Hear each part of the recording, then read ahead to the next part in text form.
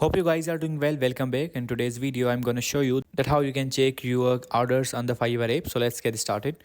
So first of all, what we have to do, simply we have to go to the Fiverr app. So I'm going to open this.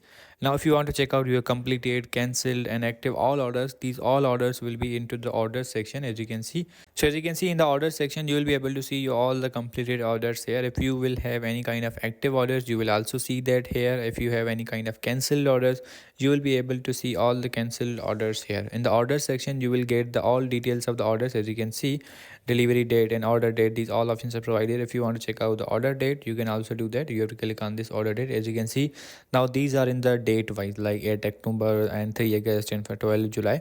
So in this way, in the orders section, you can manage your all the orders, and then you can see your all the orders on the Fiverr app. I hope you guys understand this video, that how you can do that. So see you in the next video.